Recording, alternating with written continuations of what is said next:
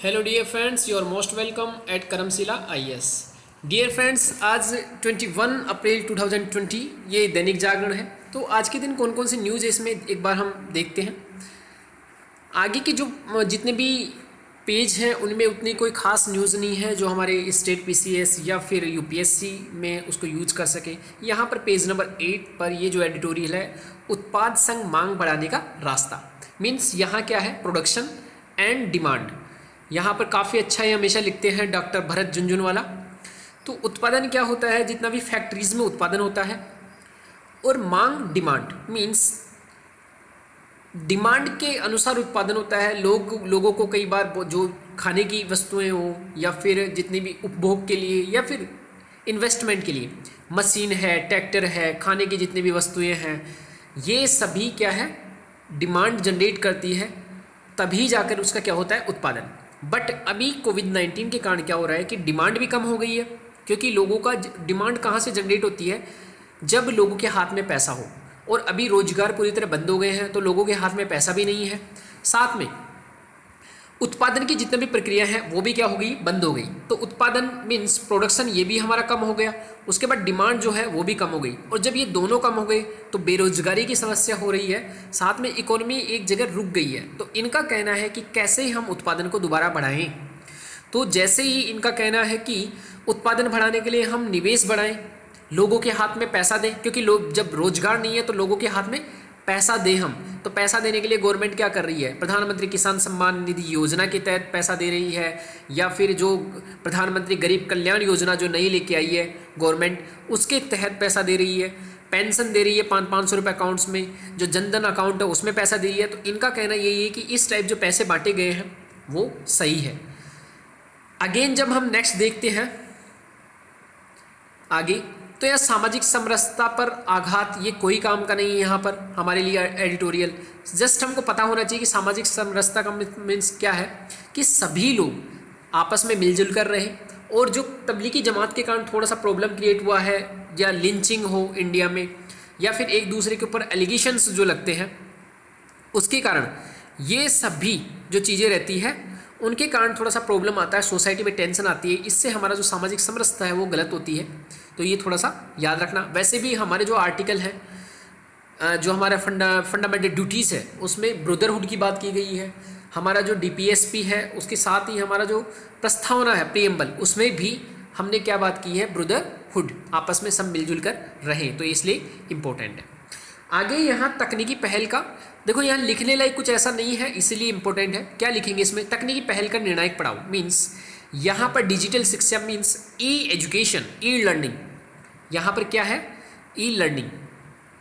यहाँ पर इन्होंने कहा है ई लर्निंग का मीन्स मतलब क्या है, यहाँ पर कि जो स्टूडेंट्स हैं वो कैसे इंटरनेट के द्वारा सीखें। आज हम यूट्यूब के द्वारा आप जो देख रहे हो, ये क्या है, ई लर्निंग। चाहे व्हाट्सअप हो, चाहे टेलीग्राम हो, ये सभी ई लर्निंग की सुविधाएं हैं, मीन्स इंटरनेट के द्वारा। आजकल लोग क्या करते हैं, जो पहले हम क्लासेज में बैठकर टीचर से जो समझते थे, उसकी जगह टीचर्स आज हमको लाइव पढ़ाते हैं। ये क्या है, ई लर्निंग। बट इसके लिए हमेशा हमको ध्यान रखना है कि कनेक्टिविटी, जो नेट की कनेक्टिविटी है वो बहुत इंपॉर्टेंट है। और हम इसके लिए लिख सकते हैं भारत नेट या ब्रॉडबैंड इंटरनेट की सुविधाएं पूरी जो 2.5 लाख पंचायतें हैं पूरे इंडिया में, उसको देने के लिए गवर्नमेंट प्रयासरत है। तो ये सब हमको पता होना चाहिए कि ई लर्निंग क्या इंपॉर्टेंस रखती है।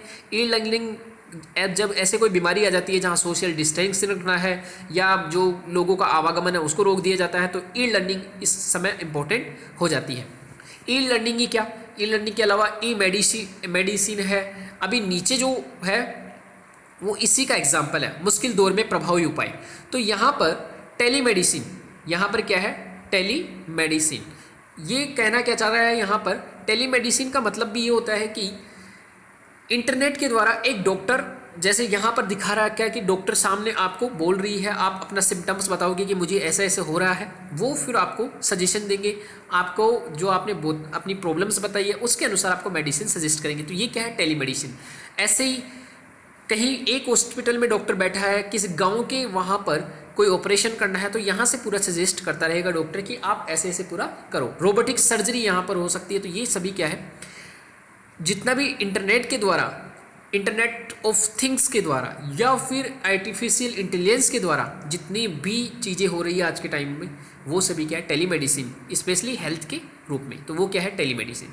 तो हमको क्या याद रखना, सिर्फ एक वर्ड्स याद रखने, टेलीमेडिसिन, ई लर्निंग या फिर ई एजुकेशन, एंड यहाँ पर प्रोडक्शन एंड डिमांड। प्रोडक्शन जब होगा जब डिमांड जनरेट होगी, और डिमांड जनरेट होने के लिए लोगों के हाथ में पैसा होना चाहिए। लोगों के हाथ में पैसा कब होगा, आएगा जब उनको रोजगार मिले। रोजगार कब मिलेगा, जब प्रोडक्शन होगा, क्योंकि प्रोडक्शन के लिए लोगों की जरूरत होगी। तो ये चेन बनी हुई है, प्रोडक्शन, उस पहले प्रोडक्शन होगा, फिर रोजगार आएगा, रोजगार के बाद वेतन मिलेगा लोगों के हाथ में। लोगों के हाथ में जब वेतन आएगा तो वो दो काम करेंगे वेतन से, एक निवेश करेंगे, एक कंजप्शन करेंगे, मीन्स एक उपभोग करेंगे, एक निवेश करेंगे।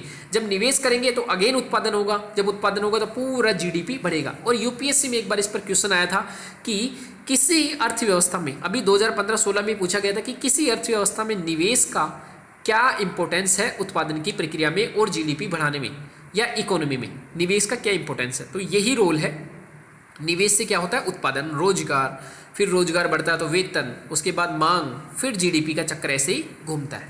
तो हमको लास्ट एंड फाइनल क्या करना है, उत्पादन बढ़ाने के लिए, निवेश बढ़ाने के लिए आरबीआई क्या कर रही है, अपनी रेपो रेट्स को कम कर रही है, लोगों के हाथ में ज़्यादा से ज़्यादा पैसा जाए, लिक्विडिटी बढ़े, इसके लिए लॉन्ग टर्म रेपो ऑपरेशन चला रही है। रिवर्स रेपो रेट को आरबीआई ने कम कर दिया है, जितने भी राज्य हैं उनके हाथ में ज़्यादा से ज़्यादा पैसा रहे, उसके लिए वेज एंड मीन्स उसकी लिमिट बढ़ा दी 60%। ये सभी उसके क्या है, तरीके। तो ऐसे हमको पूरा याद रखना है। आज लिखने लायक कुछ नहीं था, इसलिए जस्ट हमने ओरली आपको बताया। तो my dear friends, thank you very much.